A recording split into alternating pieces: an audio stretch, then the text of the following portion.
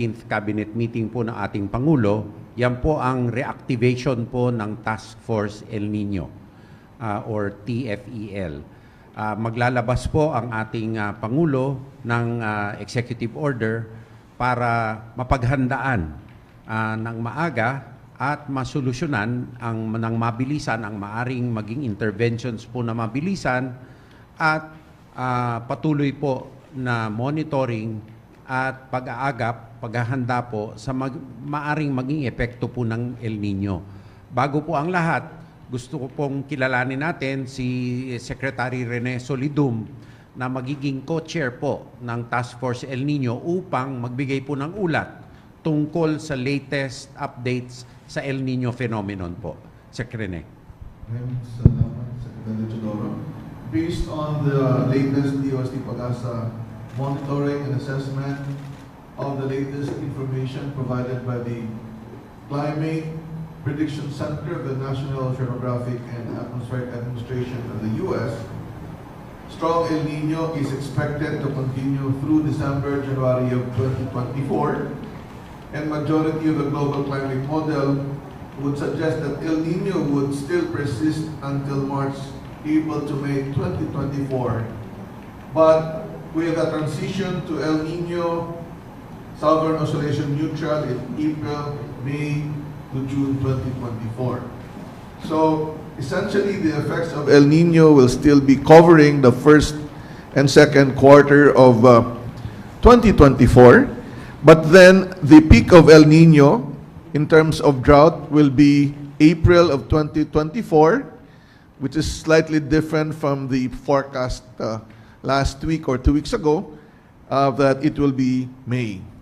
Hence, there will be a possible rainfall which is a normal to slightly below normal by May to June, and hence we can actually still prepare for the effect of El Nino as we have spoken last week.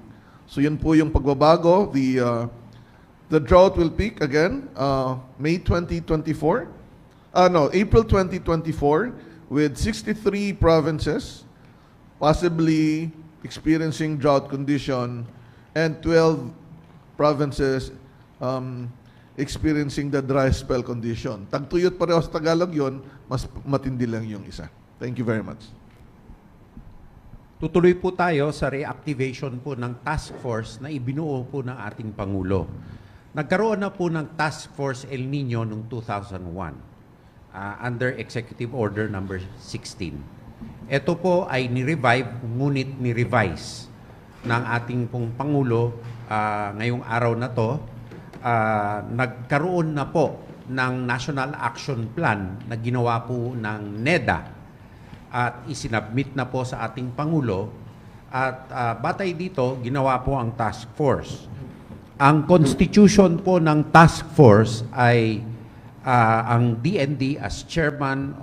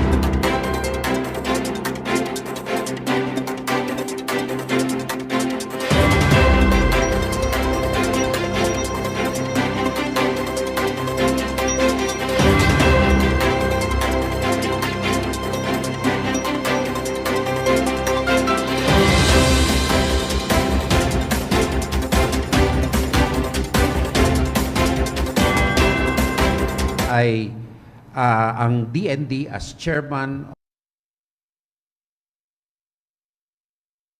o chairperson of the NDRRMC applies particularly in critical infrastructure for standby power and service continuity, and to prepare for possible diseases that may be brought about. No?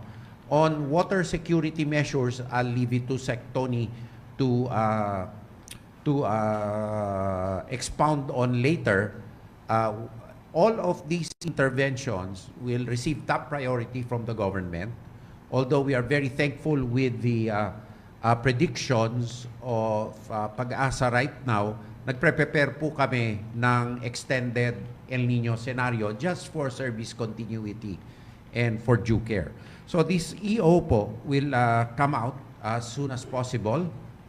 And what is important po for the public to know, there will be an El Nino platform where it will be used to collect data for interagency coordination and for decision making, and also for information of the public, together with the Presidential Communications Office, information dissemination and timely and possibly localized distribution of information to affected areas and LGUs so that they can take appropriate measures will be necessary.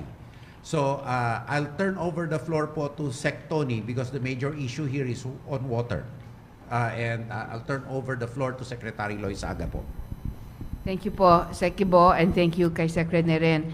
So alam naman po natin, in terms of water, no, tatlong bagay po ang importante. Supply, no, so that comes from the rainfall na nire-report po ngayon ng DOST, no.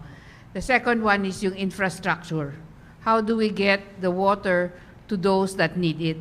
Ang pangatlo po is demand side, no?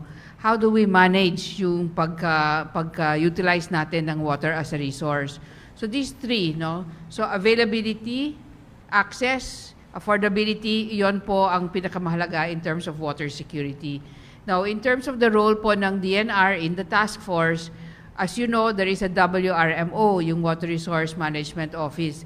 Ang gawain po nitong office is really to coordinate all the water-related functions ng different agencies in order to ensure that water gets to those that need it most. So dalawa po yung klaseng intervention po namin ngayon, no? As binanggit po ni Sec Ibo.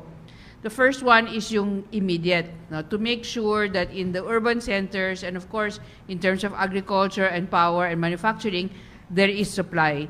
In urban centers, tinitignan po namin ng husto ang water level sa Angat. At this point, Angat has sufficient water supply. Ang threshold po ng sufficient water supply in Angat is 212 meters above the level that they need to actually have in store. Now, ngayon po, already sufficient, 212 meters po. In fact, a little bit over 212.8 tayo ngayon.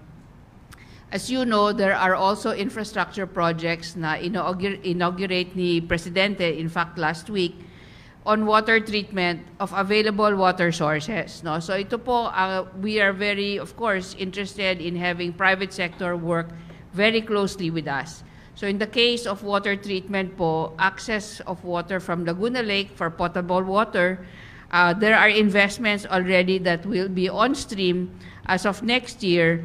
Yung inauguration po last week for the water treatment plant in Poblacion was for a plant that will process 150 million liters per day.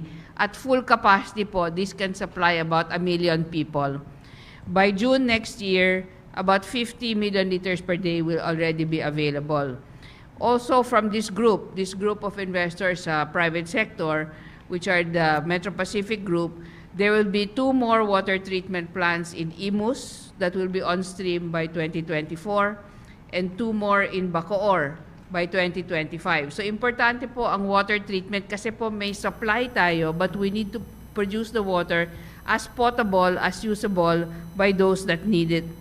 Isang probinsya po ang medyo ahead at siya pong tatamaan in terms of also the prediction or the forecast na ginawa po ng DOST. Ang probinsya ng Cavite. So Cavite has had a very advanced approach to water security, and they will be bidding out a huge bulk water supply project already for the province starting in January. So may mga LGUs po, and napakahalaga po yung vision ng LGU chief executives dito kasi po sila po ang leaders ng frontline, no? In terms of achieving water security moving forward. In the long run po, we anticipate, no? And that's why we have already negotiated with NIA for the unutilized water rights to somehow be made available for future water projects. Nilaunch po namin ng DNR ang 135 potential water projects all over the country. Nakamapa ho yan, available ho yan, and now we would like to, of course, invite the interested parties. These are for the longer term. Right now po, in terms of the immediate, we are very much working with the private sector. There will be an inauguration for the construction of the 50 million liters per day East Bay Phase 1 water treatment in Pakil ng MWSS and Manila Water. Inauguration po yan will be first quarter of 2024. Construction of 600 MLD, New Centennial, ito po yung kaliwa, ongoing po siya ngayon. And of course, the construction of the new Wawa Dam project, which is also ongoing. So in terms of the short term and the long term, medyo covered po tayo lahat in terms of anticipation for water security. Thank you po. There are also key updates and interventions by the lead agencies, no? For example, the Department of Agriculture is going to implement the alternate wetting and drying program, the quick turnaround program,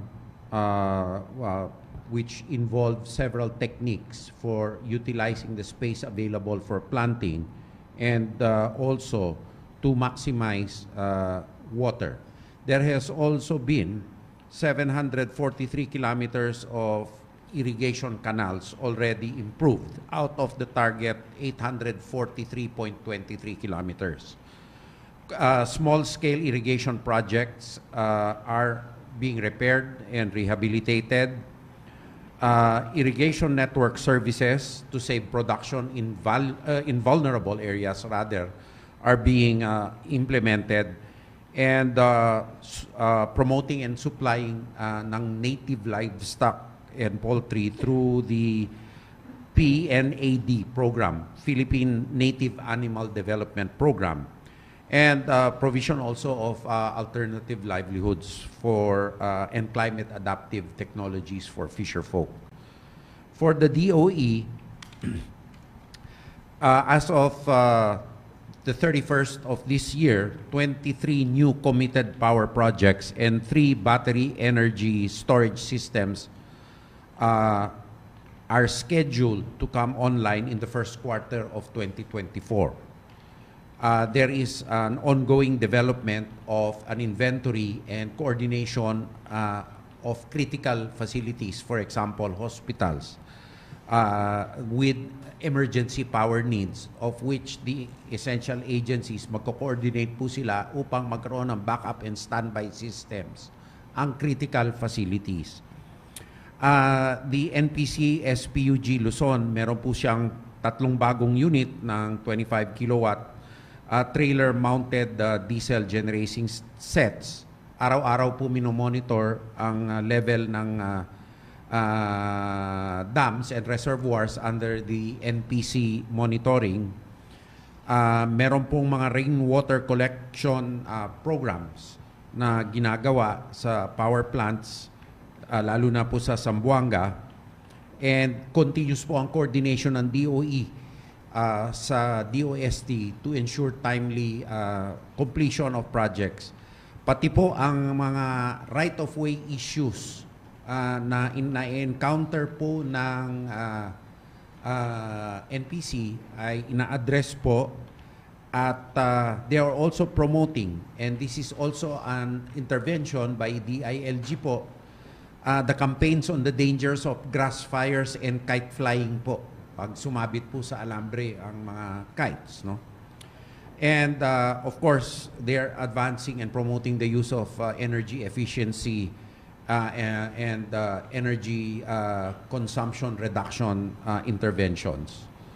The task force on energy resiliency is now activated and conducts regular monitoring of the El Nino, as well as will give updates as necessary. For the DOH po, the Department of Health, the health effects of El Nino po, they will be conducting an information campaign. Ang potential po na diseases are food and waterborne dahil po sa init, at kung mag-reduce po ang water supply, pag hindi po maganda ang water systems, napapasukan po ito. Nagne-negative pressure po sa tubo, napapasukan po ng hindi malinis na liquids. Kaya po nagdudulot ito ng potential cholera, food poisoning, and to prepare for La Nina, kasi pag El Nino po tagtuyot, biglang uulan, baka naman po magka-dengue. Kaya po aagapan na po nila. And more importantly also, they are issuing memoranda on monitoring the readiness of health facilities in relation to El Nino.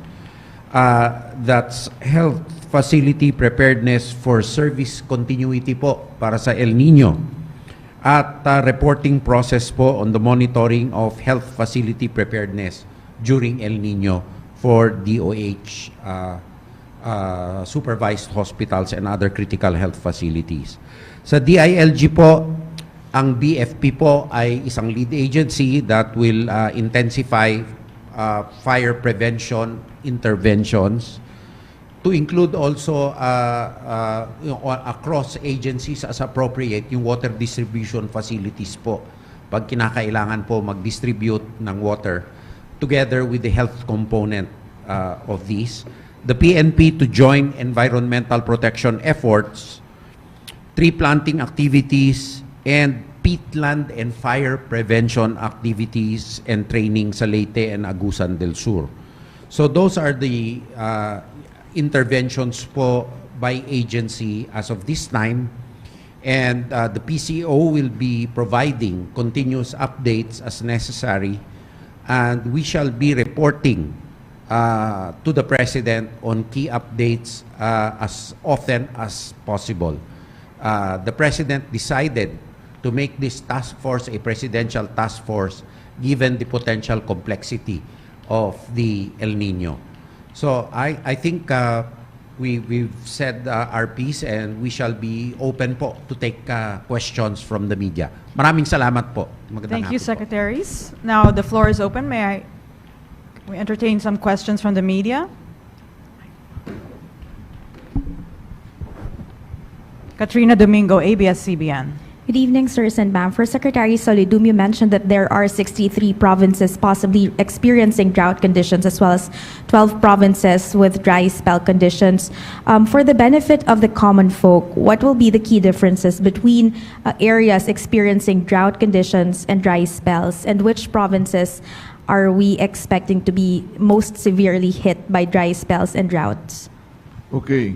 For the meteorological definition of dry spell versus drought, if the rainfall is 21 to 60% below normal, if there are 3 consecutive months of that, then it will be called dry spell. If it's drought, 5 consecutive months. Now, if on the other hand, it is possible that the rainfall can be way below normal, more than 60%, then if there are 2 consecutive months of way below normal, it will be called dry spell, and 3 consecutive months for drought.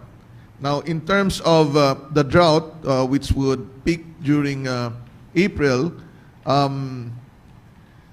the provinces that are not affected by either the drought or dry spell would be the Caraga area and some parts of the Davao region on the eastern side of Mindanao. All the rest are mostly drought or dry spell. So the big difference between the two would be just the percentage. So, but the preparation should be the same. Sir, follow-up question. What are local government officials expected to do given under this EO, especially in preparation of El Nino? The DILG will be issuing appropriate guidelines in order to effect this EO. This EO is basically really for interagency cooperation on the national level. But we know that the first responders really are the local government units. So the DOST will inform them of the conditions whether or not they can declare a state of calamity and use their calamity funds to ameliorate conditions. But nevertheless, that is already a forward and extreme intervention.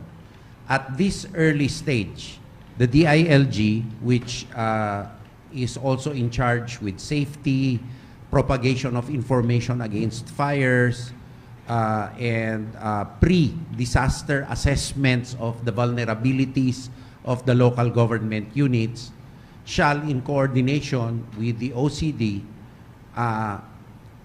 request or suggest to the LGUs to already determine a pre-dry spell or pre-drought needs assessment and vulnerability of the different localities.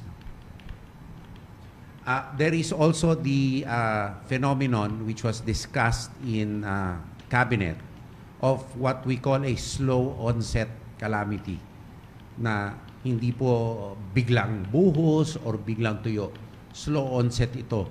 So we will be working closely with DOST, the DNR, DBM, and DILG to assist the LGUs to address the phenomenon of slow onset in their localities.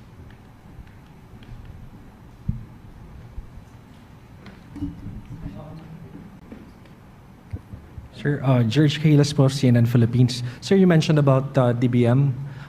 Did you set like a budget for this program to help the LGUs? No, the intervention with the DBM is the interpretation of the law regarding a calamity. So we agree with the DBM what the conditions are for allowable use of the QRFs of local government agencies in the case of a slow onset calamity, which will be science-backed, which is the DOST will be based on their forecast, will be the key factor. No? Now, the budget for this, the existing budgets of the agencies with respect to the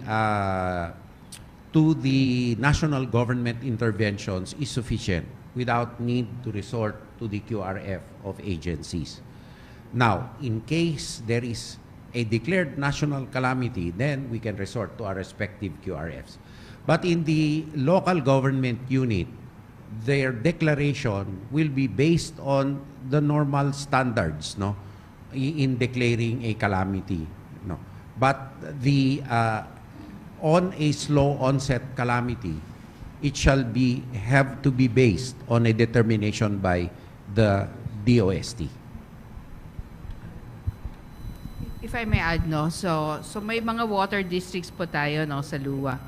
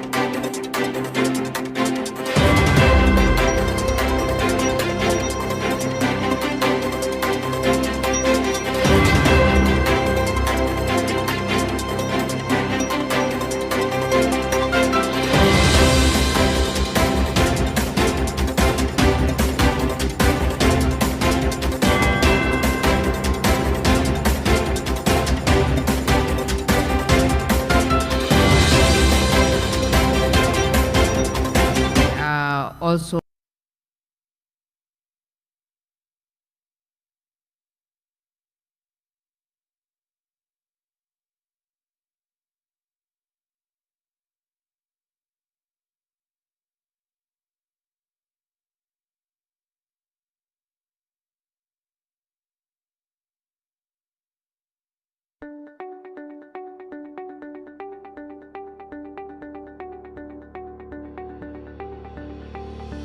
Limampung taon ng tapat na pagsiservisyo. Kailanman, kahit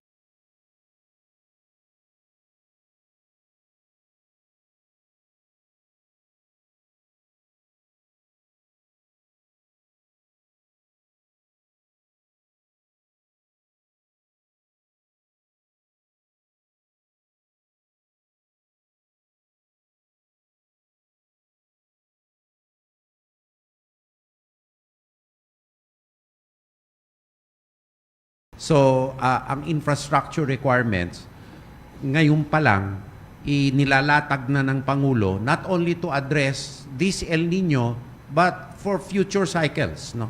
Which is really important.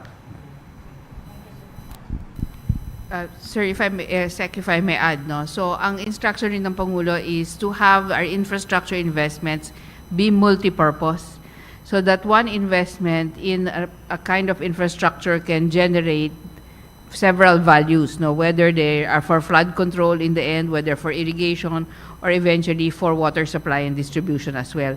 So, yung pagka-multi-purpose po ng mga investments na ito is also one way to extract the optimal value from a single investment dito sa infra. Thank you. We have time for one more question. George Cahiles again, CNN. Just a clarification about the help po sa mga water districts. Will it be in the form of loan or actual assistance that will be free?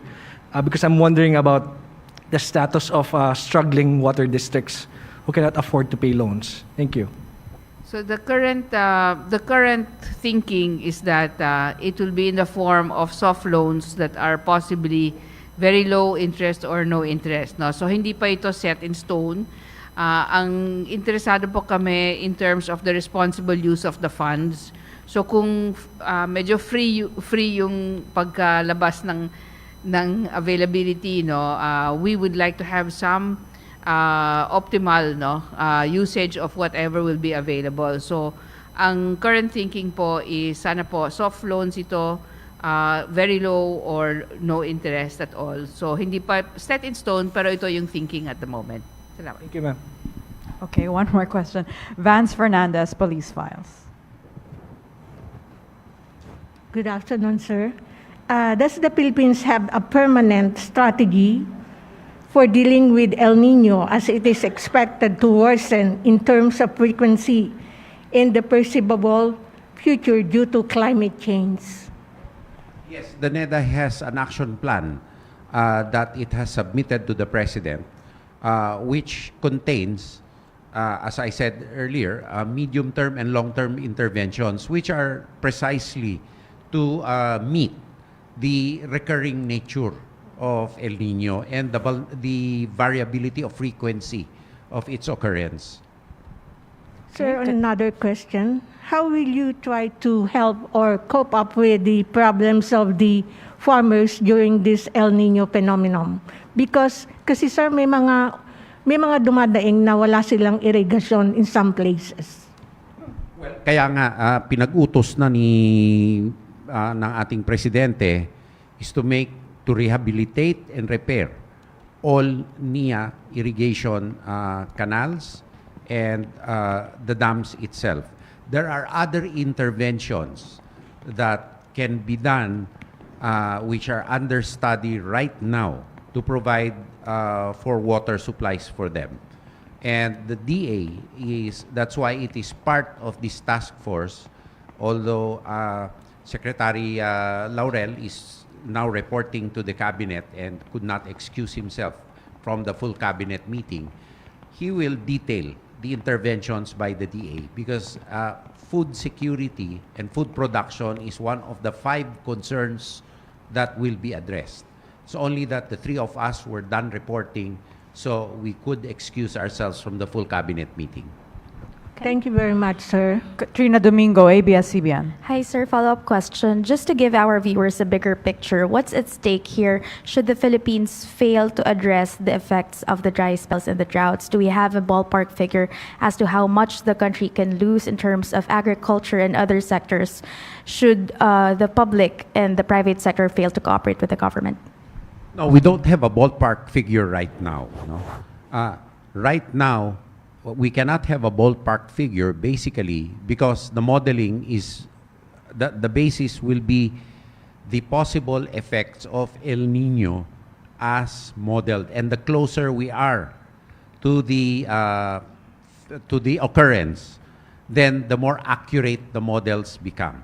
So right now, it is not really useful to have a ballpark figure of potential damage to the economy and whatever sector. But we have a clear plan of action, organization, and strategy of the pre-deep onset interventions that the government needs to do. That's why the President made this a presidential task force so that adequate importance and urgency is given the initiative. Thank you very much. Thank you so much, Secretary Teodoro, Secretary Loizaga, Secretary Solidum, and PCO Secretary Cheloy Garafil. Thank you so much. Magandang gabi, Malacañang Press Corps. Thank you.